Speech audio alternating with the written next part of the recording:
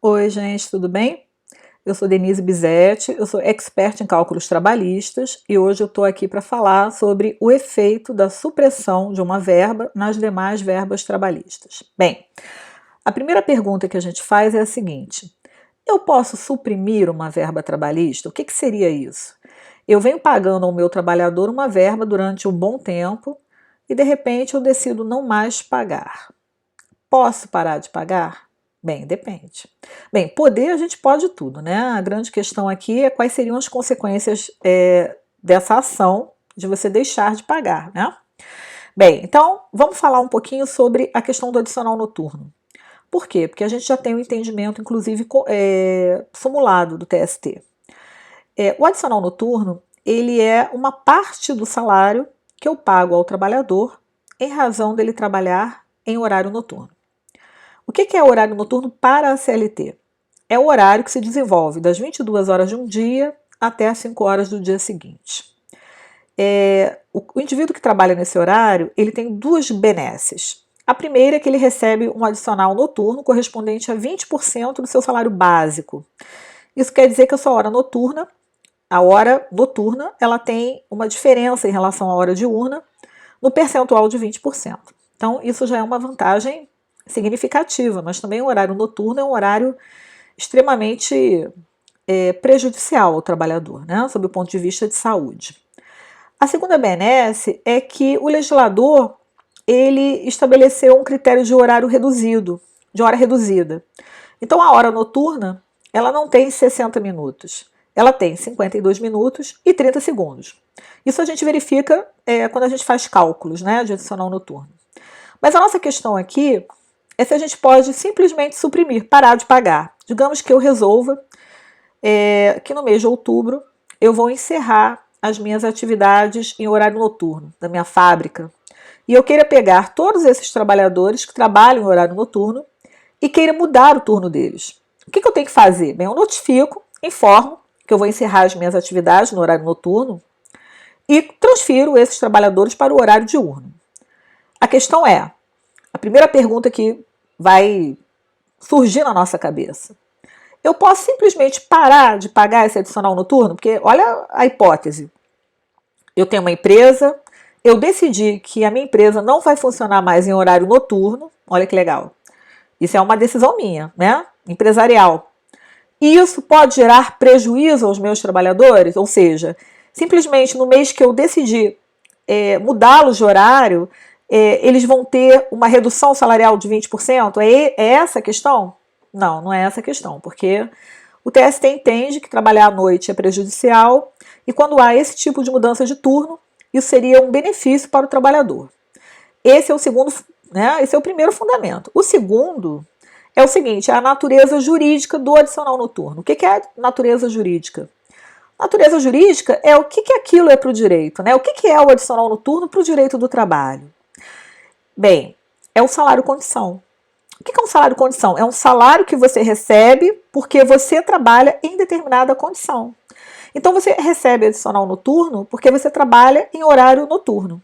A partir do momento que você deixa de trabalhar em horário noturno, eu posso simplesmente deixar de pagar aquele adicional noturno.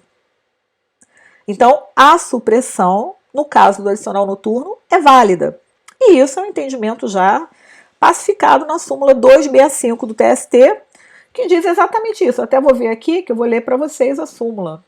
Ela diz o seguinte, deixa eu dar uma olhada aqui, súmulas do TST, súmula 265.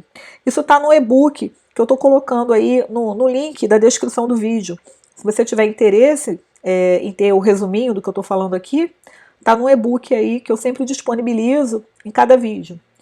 Olha, súmula 265. A transferência para o período diurno de trabalho implica a perda do direito do adicional noturno. Então a súmula é clara, não tem dúvida.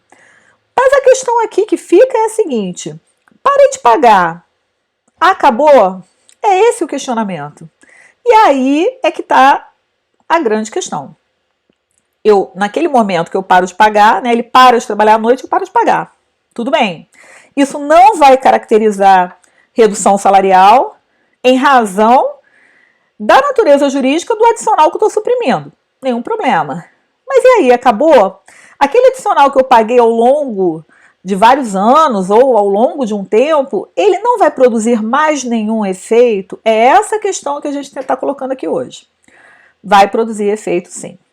Como é que a gente compõe, por exemplo, a remuneração do 13º? E aí a gente vai na súmula também 60 do TST, que também está no e-book. Se você quiser, você baixa.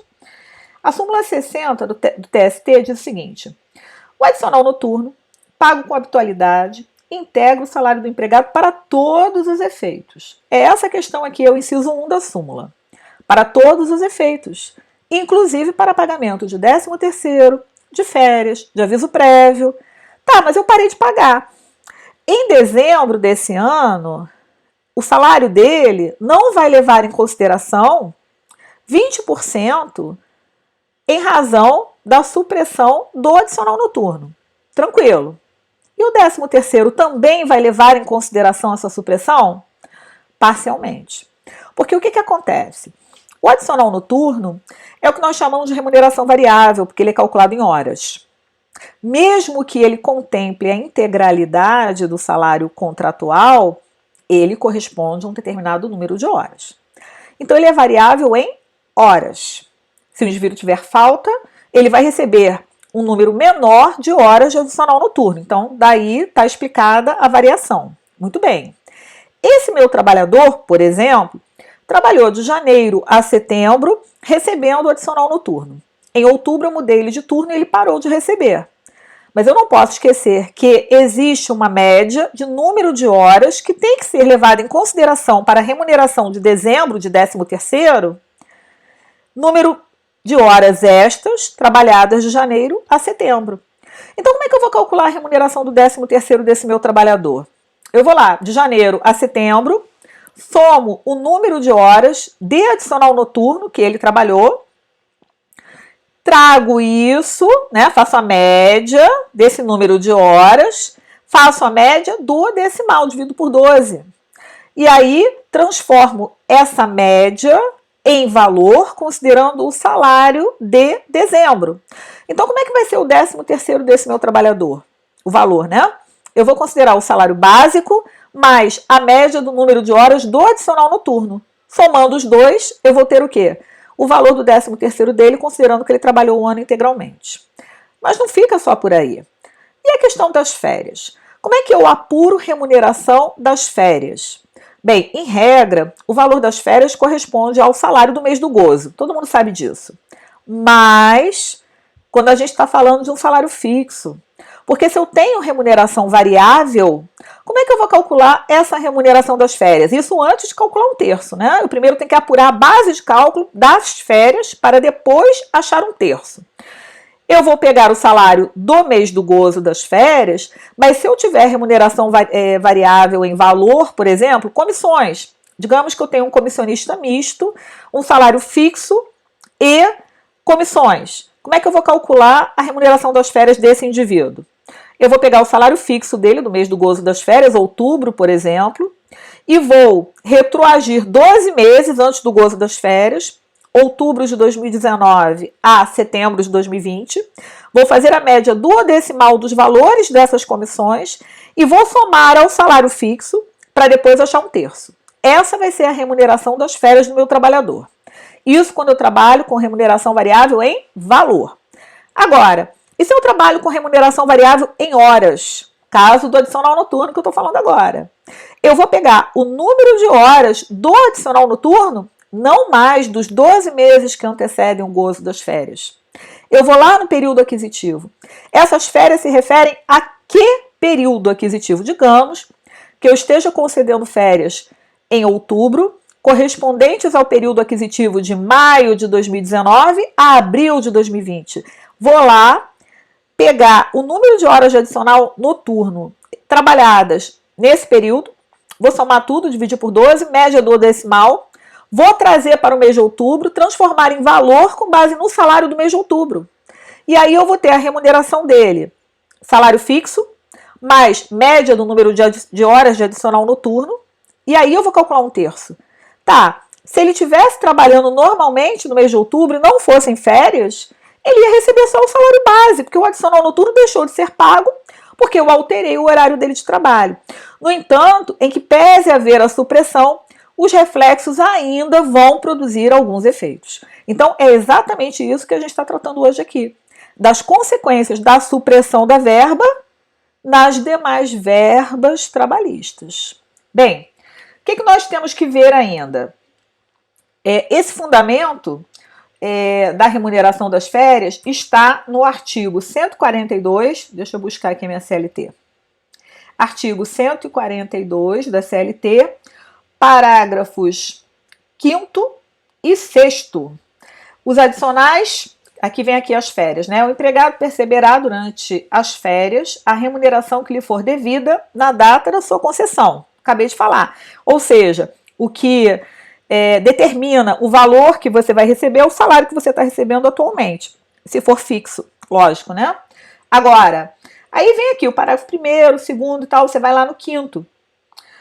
Os adicionais por trabalho extraordinário, noturno, insalubre ou perigoso serão computados no salário que servirá de base de cálculo da remuneração das férias. Ou seja, eu vou ter que fazer isso. Eu vou ter que calcular a média considerando o período aquisitivo. Bem, deixa eu ver o que mais aqui em relação a esse assunto. Bem, gente, se você está gostando desse assunto, não esquece de curtir o vídeo. Se você não está inscrito no canal, se inscreve no canal, porque toda semana tem conhecimento novo aí.